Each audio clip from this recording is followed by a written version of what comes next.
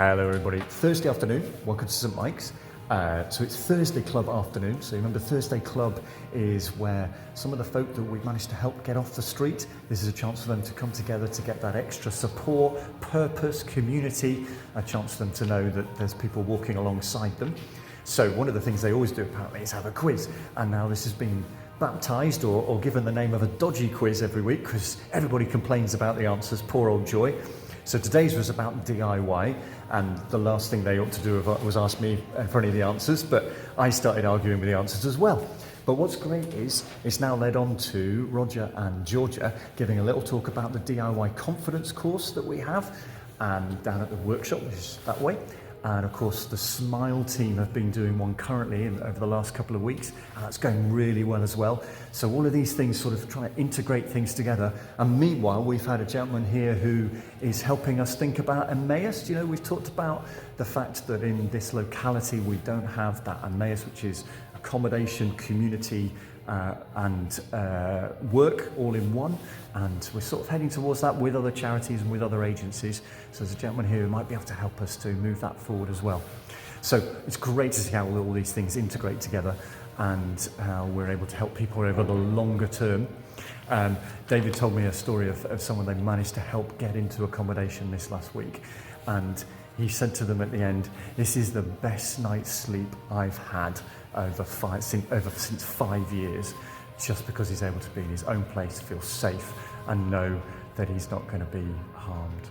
So thank you for the other examples of stories like that, where we're seeing people getting off the streets right across all our projects, and not just get off the streets, but finding a way of being supported to live life to the full. Talk to you soon.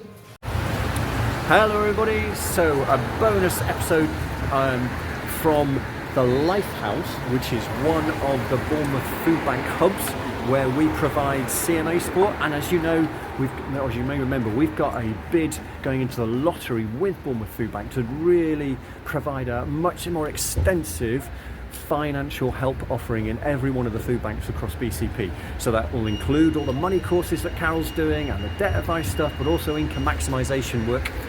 Well, this week we've just heard that we've got through the first phase of that big lottery bid.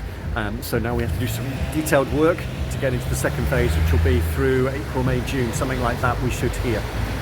Other bit of news about CMA, really sadly, Carol, who leads the CMA team in Christchurch, is going to have to step back because of health issues. Carol, we really will miss you. You've been fantastic at building the team, at strengthening the team, and also the number of clients you've been seeing has really grown. Seen some great results as well for people getting out of debt. But we know you need to take a break to get health things sorted out. So thank you for all you're doing. And think of the team as they seek to find a replacement for Carol over the next couple of months. Couple of other things, really good that we've got the STAR training today. So, you know, we said as part of our overall training program, we want to be increasing our trauma awareness. And one of the things, obviously, that many of our clients and guests are facing is around drug and alcohol. So the STAR team, so Steps to Active Recovery, led by Emma Heath, who used to work for FaithWorks, there's going to be some training today, Monday, which down at Poole Food Bank. So I hope that goes really well. And the other thing that's happening this week is we're getting a visit from a key, the regional lead for Hope Into Action, who's going to come down and talk with the team about it's almost like a bit of a quality assessment thing as a part of the national HIA checks that we're doing all the right things.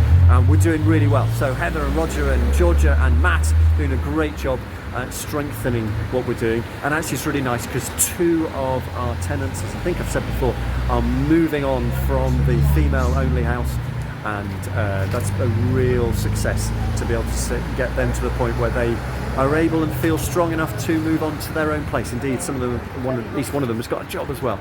So good news on that. Keep strong, keep persevering, and talk soon.